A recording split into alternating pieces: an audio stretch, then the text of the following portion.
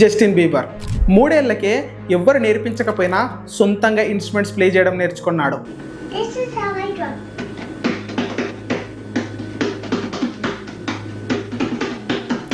13 ఏళ్లకే పెద్ద pop singer అయ్యాడు.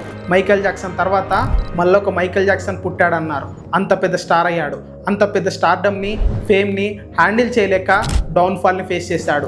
డ్రగ్స్కి అలవాటు అయ్యాడు. అసలు ఏం జరిగింది? జస్టిన్ బీబర్ అంత పెద్ద పాప్ సింగర్ ఎలాగయ్యాడు? అంత డౌన్ఫాల్ని ఎలా చూశాడు? జస్టిన్ బీబర్ ఫుల్ లైఫ్ స్టోరీని ఈ వీడియోలో తెలుసుకుంటాం. ఈ వీడియోని పూర్తిగా చూడండి. ఎవరు చెప్పని ఇంట్రెస్టింగ్ విషయాలు నేను ఈ వీడియోలో చెప్పాను. అంతకంటే ముందు ఛానల్కి ఎవరైనా కొత్తగా వస్తే తప్పకుండా లైక్, షేర్, సబ్స్క్రైబ్ చేయడం మాత్రం మర్చిపోకండి. ఇంకా మనం టాపిక్లోకి వెళ్దాం. ప్యాటీ మిల్లెట్ అండ్ జెర్మై బీబర్ ఇద్దరు టీనేజ్లో ఉన్నప్పటి నుంచే రిలేషన్షిప్లో ఉన్నారు. అలా కొన్ని రోజులు మంచిగా ఉన్నాక 1993లో ప్యాటీ ప్రెగ్నెంట్ అయింది. అప్పుడు తన ఏజ్ జస్ట్ 17 ఇయర్సే. అప్పటికి వాళ్ళకి పెళ్ళి అవ్వలేదు, జస్ట్ రిలేషన్షిప్లో ఉన్నారు. వాళ్ళకి ఫైనాన్షియల్ స్టెబిలిటీ లేదు, జాబ్ లేదు, ఏం లేదు. అలాంటి పరిస్థితులలో జస్టిన్ బీబర్ ప్యాటీ కడుపులో పడ్డాడు. అప్పుడు డాక్టర్స్ ఇంకా కొంతమంది అబార్షన్ చేసుకోమని చెప్పి ప్యాటీకి సజెషన్స్ ఇచ్చారు. కానీ ఆమె ఎవ్వరి మాటలు పట్టించుకోలేదు. అలా 1 మార్చ్ 1994లో జస్టిన్ బీబర్కి జన్మనిచ్చింది, కెనడాలోని ఒంటారియోలో. జస్టిన్ బీబర్ జన్మించిన తర్వాత ప్యాటీ అండ్ జెర్మై ఇద్దరు విడిపోయారు. ప్యాటీయే జస్టిన్ బీబర్ని కష్టపడి పెంచింది. జస్టిన్ బీబర్ పూర్తి పేరు Justin Drew Bieber. By birth Justin Bieber ఒక న్యాచురల్లీ టాలెంటెడ్. 2-3 ఇయర్స్ ఉన్నప్పటి నుంచే డ్రమ్ బీట్స్ ప్లే చేసేవాడు.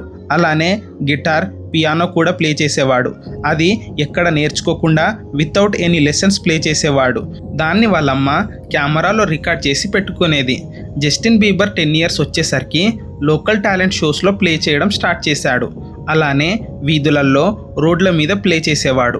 అప్పుడు మ్యూజిక్ వరల్డ్లో ఫేమస్ సింగర్స్ అయిన Usher Raymond, Neyo, Chris Brown సాంగ్స్ని పాడేవాడు. తను ప్లే చేస్తూ పాడుతుంటే వెళ్ళే వాళ్ళు కూడా ఆగి వినేవాళ్ళు, అంత బాగా పాడేవారు. ఒకసారి జస్టిన్ బీబర్ 12 ఇయర్స్ ఉన్నప్పుడు 2007లో ఒక లోకల్ సింగింగ్ కాంపిటీషన్లో నియో అనే సింగర్ పాడిన సాంగ్ని జస్టిన్ బీబర్ పాడాడు. దాన్ని వాళ్ళమ్మ రికార్డ్ చేసింది. ఆ వీడియోని యూట్యూబ్లో అప్లోడ్ చేసింది. దెబ్బకు ఆ వీడియో ఫుల్ వైరల్ అయిపోయింది. అలానే ఆ కాంపిటీషన్లో జస్టిన్ బీబర్కి 2nd ప్లేస్ వచ్చింది. ఈ వీడియో ఫుల్ వైరల్ అవ్వడంతో వాళ్ళమ్మ జస్టిన్ బీబర్వి వేరే వీడియోస్ కూడా ఉంటాయి కదా, ఆ వీడియోస్ని అప్లోడ్ చేయడం స్టార్ట్ చేసింది. ఆ వీడియోస్ అన్నీ స్కూటర్ బ్రౌన్ అనే ఒక టాలెంట్ మేనేజర్ కళ్ళల్లో పడ్డాయి. అది చూసి జస్టిన్ బీబర్లో చాలా టాలెంట్ ఉందని గుర్తించి వాళ్ళ అమ్మతో సోషల్ మీడియా త్రూ కాంటాక్ట్ అవ్వడానికి ట్రై చేశాడు.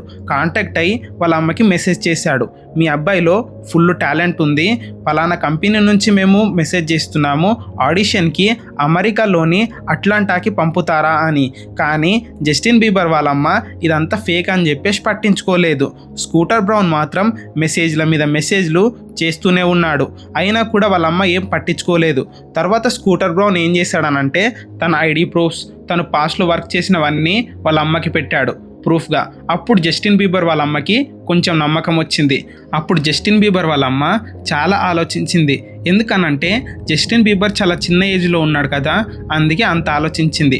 అప్పుడు ఏం చేయాలో అర్థం కాక చర్చి ప్రీస్ట్ దగ్గరికి వెళ్ళి మొత్తం పరిస్థితి చెప్పింది. ఆ చర్చి ప్రీస్ట్ ధైర్యాన్ని ఇచ్చి పంపించు అని చెప్పాడు. ఆ ధైర్యంతోనే జస్టిన్ బీబర్ని తీసుకొని అట్లాంటాకి వెళ్ళింది. అప్పటికే scooter brown Justin Bieber videos అన్ని కొంతమందికి చూపించాడు.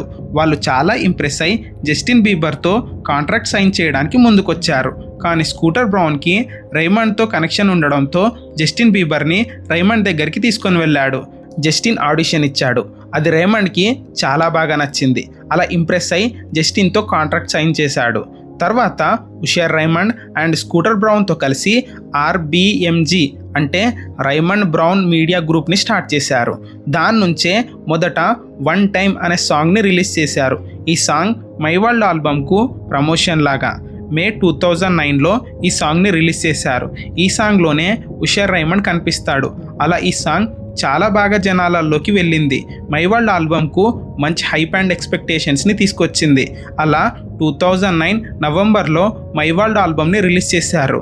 ఇది Justin Bieber first album, debut album. ఇది చాలా పెద్ద సక్సెస్ అయింది. ఈ ఆల్బంలో మొత్తం 7 సాంగ్స్ ఉంటాయి, అన్నీ సూపర్ హిట్ అయ్యాయి.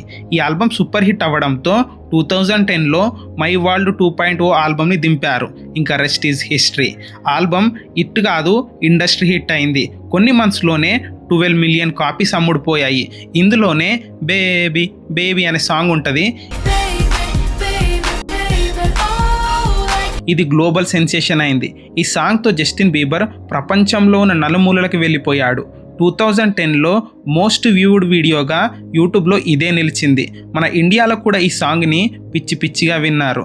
ఈ సాంగ్తో జస్టిన్ బీబర్కి ఫుల్ ఫ్యాన్స్ వచ్చారు, అవార్డ్స్ వచ్చాయి, డబ్బులు వచ్చాయి. ఎక్కడన్నా కాన్సర్ట్ పెడితే నిమిషాలల్లో టికెట్లు అమ్ముడుపోయేవి. అప్పుడు జస్టిన్ బీబర్కి అడల్ట్స్లో ఎక్కువ ఫ్యాన్స్ ఉండేవారు కాదు, కానీ టీనేజర్స్లో ఎక్కువ ఫ్యాన్స్ ఉండేవారు, ముఖ్యంగా గర్ల్ ఫ్యాన్స్ ఉండేవారు. ఈ ఆల్బంతో జస్టిన్ బీబర్కి ఎంత ఫేమ్ వచ్చిందనంటే షాపింగ్ మాల్కి వెళ్తే జస్ట్ అతని కోసం ఆ షాపింగ్ మాల్ మొత్తాన్ని క్లోజ్ చేసేవాళ్ళు. బికాస్ ఈయన షాపింగ్ మాల్కి వెళ్తే జస్టిన్ బీబర్ని చూడడానికి చాలామంది ఫ్యాన్స్ వస్తారు కదా, అదంతా అవాయిడ్ చేయడానికి ఇలా చేసేవారు. దీని తర్వాత 2010లో Jordan Smith and Justin Bieber కలిసి నెవర్ సే ఎవర్ అనే 3D కాన్సెప్ట్ డాక్యుమెంటరీ ఫిలింని రిలీజ్ చేశారు. దీన్ని థియేటర్లో ప్లే చేశారు. 3Dలో ఇది సూపర్ హిట్ అయింది. $100 మిలియన్ పైగా కలెక్ట్ చేసింది. ఇందులోనే ద కరాటే కిడ్ అనే సాంగ్ ఉంటుంది, చాలా బాగుంటుంది. ఎవరైనా వినకపోతే వినండి. ఈ సాంగ్ ఆల్బమ్ కన్నా పెద్ద హిట్ అయింది. ఈ ట్రాక్ చాలా బాగుంటుంది. నెక్స్ట్ 2011లో క్రిస్మస్ ఆల్బమ్ అయిన అండర్ ద మైల్ స్టోన్ అనే ఆల్బమ్ని రిలీజ్ చేశారు. ఈ ఆల్బమ్ కూడా సూపర్ హిట్ అయింది. అమెరికా హిస్టరీలోనే బిల్బోర్డ్లో నంబర్ 1 పొజిషన్లో నిలిచిన మొట్టమొదటి మేల్ డెబ్యూట్ ఆల్బమ్గా ఇది రికార్డ్ని క్రియేట్ చేసింది. దీనితో అందరూ జస్టిన్ బీబర్ని మైకల్ జాక్సన్తో కంపేర్ చేయడం స్టార్ట్ చేశారు. అంత ఫేమ్ అండ్ పాపులారిటీ వచ్చింది. ఈ 2011 అనేది జస్టిన్ బీబర్ లైఫ్లో పీక్ ఇయర్ అని చెప్పొచ్చు. ఇంకా ఇదే ఇయర్లో సెలీనా గోమెజ్తో రిలేషన్షిప్లో ఉన్నా అని జస్టిన్ బీబర్ అఫీషియల్గా చెప్పాడు. సెలీనా ఒక American singer and actress. Selena Justin Bieber కన్నా 1.5 ఇయర్స్ అలా పెద్దది. అయినా కూడా వీళ్ళు మోస్ట్ ఫేమస్ కపుల్గా నిలిచారు. అంతేకాదు 2011లో ఫోర్బ్స్ వరల్డ్ వైడ్గా అత్యధికంగా సంపాదించిన టాప్ 30 సెలబ్రిటీస్ లిస్ట్ని రిలీజ్ చేసింది. అందులో జస్టిన్ బీబర్ సెకండ్ ప్లేస్లో ఉన్నాడు. ఫస్ట్ పొజిషన్లో ఎవరున్నారో తెలుసా? Lady Gaga. ఇది మామూలు విషయం కాదు. టీనేజ్లోనే ఫోర్బ్స్ లిస్ట్లో టాప్ 2లో ఉన్నాడనంటే చాలా పెద్ద విషయం.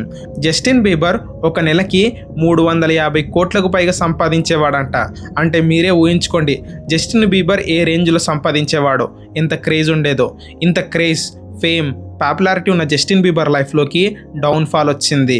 అదే 2011లో జస్టిన్ బీబర్ ఫ్యాన్ అయిన మరియా అనే ఒక ఆమె నా 3 మంత్స్ చైల్డ్కి జస్టిన్ బీబరే ఫాదర్ అని మీడియా ముందుకొచ్చింది. అప్పుడు జస్టిన్ బీబర్ ఇది రాంగ్ అని ప్రూవ్ చేయడానికి పెటర్నిటీ టెస్ట్ చేయించుకోవాల్సి వచ్చింది. ఈ రూమర్ నుంచే జస్టిన్ బీబర్ నేమ్ పాడవడం స్టార్ట్ అయింది. ఇంకా జస్టిన్ బీబర్ గే అని, జస్టిన్ బీబర్ వేరే వాళ్ళతో రిలేషన్షిప్లో ఉన్నాడని ఏవేవో చాలా రూమర్స్ వచ్చేవి. ఇంకా జస్టిన్ బీబర్ డౌన్ఫాల్కి జస్టిన్ బీబరే పెద్ద కారణం అని చెప్పొచ్చు. ఎందుకంటే జస్టిన్ బీబర్ చిన్న ఏజ్లోనే అంటే 13-14 ఇయర్స్ ఉన్నప్పుడే ఫుల్ ఫేమ్, స్టార్డమ్, మనీ రావడం చూశాడు. దాన్ని హ్యాండిల్ చేయలేకపోయాడు. ఫుల్ డబ్బులు ఉండటంతో ఎంజాయ్ చేయడానికి జస్టిన్ బీబర్కి చాలా ఆప్షన్స్ కనిపించాయి. ఆ ఏజ్లోనే గంజాయి, డ్రగ్స్ తీసుకునేవాడు. అది కాస్త అలవాటైంది. ఇంకా ఎలా అయిపోయిందనంటే రోజు డ్రగ్స్ తీసుకోవడం స్టార్ట్ చేశాడు. దానివల్ల చాలా సన్నగా అయిపోయాడు. దాన్ని కవర్ చేయడానికి స్టైల్ అని లూజ్ బట్టలు వేసుకొని తిరిగేవాడు. ఎంత హెవీగా డ్రగ్స్ తీసుకునేవాడనంటే డ్రగ్స్ తీసుకొని పడిపోయాక తన సెక్యూరిటీ వాళ్ళు వచ్చి పల్స్ చెక్ చేసేవాళ్ళు. అంత హెవీగా తీసుకునేవాడు. ఒకసారి రెస్టారెంట్కి వెళ్ళాడు, ఫుల్ తాగాడు, మత్తెక్కింది. అక్కడ ఒక ఆయన క్లీన్ చేస్తున్నాడు. ఆ క్లీన్ చేస్తున్న ఆయన ఆపి ఆ బకెట్లోనే పాస్ పోసాడు. అంత మత్తులో ఉండేవాడు. ర్యాష్ కార్ డ్రైవింగ్ చేసేవాడు. ఇలాంటి టైంలో కూడా అంటే 2012లో బిలీవ్ అనే ఆల్బమ్ని రిలీజ్ చేశాడు. ఇది చాలా పెద్ద సక్సెస్ అయింది. ఎంత సక్సెస్ వచ్చేదో అంత నెగిటివిటీ కూడా వచ్చేది. ఫ్యాన్స్ని కొట్టేవాడు, ఫోటోగ్రాఫర్స్ని కొట్టేవాడు. ఇంకొక పక్కింట్లో గుడ్లు విసిరేసి అమ్మ నా బూతులు తిట్టేవాడు. వాళ్ళేమో కేసు పెట్టారు. ఆ కేసులో నుంచి బయటికి రావడానికి $80,000 ఫైన్ కట్టాల్సి వచ్చింది. ఇంకా 2014లో మియామి బీచ్లో ఫుల్ ఆల్కహాల్ తాగి డ్రగ్స్ తీసుకొని లైసెన్స్ లేకుండా మత్తులో కార్ని డ్రైవింగ్ చేశాడు. దానికి పోలీసులు అరెస్ట్ చేశారు. మళ్ళీ ఇంకొక సైడ్ మీడియా ఎప్పుడు జస్టిన్ బీబర్ గురించి నెగిటివ్గా ఏదో ఒకటి రన్ చేసేది. జస్టిన్ బీబర్ న్యూస్ అనగానే జనాలు కూడా ఇంట్రెస్టింగ్గా చూసేవాళ్ళు. మన జస్టిన్ బీబర్ భయ్య కూడా అలాంటి పనులే చేసేవాడు అనుకోండి. ఇలా చాలా నెగిటివిటీని ఫేస్ చేశాడు. పర్సనల్ లైఫ్లో కూడా తన గర్ల్ ఫ్రెండ్ అయిన సెలీనాతో గొడవలు పడేవాడు. వేరే అమ్మాయిలతో పార్టీలకు వెళ్ళేవాడు. అది చూసిన సెలీనా బ్రేకప్ చెప్పింది 2014లో. ఫ్యాన్స్ అందరికి అర్థమైపోయింది జస్టిన్ బీబర్ మెంటల్ కండిషన్ బాగాలేదు, తన బిహేవియర్ బాగాలేదని. అందరికి అర్థమయ్యాక జస్టిన్ బీబర్ కూడా అర్థమైంది తన బిహేవియర్ బాగాలేదు, తన కండిషన్ బాగాలేదని. అప్పుడు రియలైజ్ అయ్యాడు. అలా రియలైజ్ అయ్యి పర్పస్ అనే ఆల్బమ్ని 2015లో రిలీజ్ చేశాడు. అందులోనే తన ఫ్యాన్స్కి, తన గర్ల్ ఫ్రెండ్కి సారీ చెప్తూ సారీ అనే సాంగ్ని రిలీజ్ చేశాడు. ఈ ఆల్బంతో పోయిన నేమ్, ఫేమ్ అంతా తిరిగి వచ్చింది. ఆల్బమ్ పెద్ద సక్సెస్ అయింది. మళ్ళీ సెలీనాతో కలిసిపోయాడు. ముందున్నంత కాదు కానీ కలిసిపోయాడు. అంత బాగుంది. పర్పస్ ఆల్బమ్ హిట్ అయింది. అందుకే పర్పస్ టూర్ని స్టార్ట్ చేశాడు.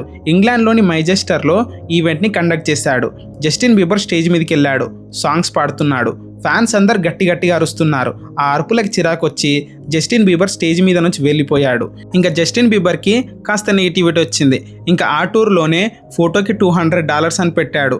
కానీ ఆ ఫోటో జస్టిన్ బీబర్తో కాదు, జస్టిన్ బీబర్ కట్అవుట్తో. దీంతో జస్టిన్ బీబర్కి చాలా బ్యాక్లాష్ వచ్చింది. కాంట్రవర్సీలలో పడ్డాడు. మళ్ళీ ఫ్యాన్స్ ఏమేమో అంటున్నారని వాళ్ళని కొట్టేవాడు, తిట్టేవాడు. ఇది ఎక్కువ అవుతుందని ఆ టూర్లో భాగంగా మిగిలిన 14 షోస్ని క్యాన్సిల్ చేశాడు. టికెట్స్ కొన్న ఫ్యాన్స్ ఫుల్ అట్టయ్యారు. ఇంకొక సైడ్ ఏమో జస్టిన్ బీబర్ బిహేవియర్ బాగాలేదని చైనా కంట్రీ జస్టిన్ బీబర్ని బ్యాన్ చేసి పడేసింది.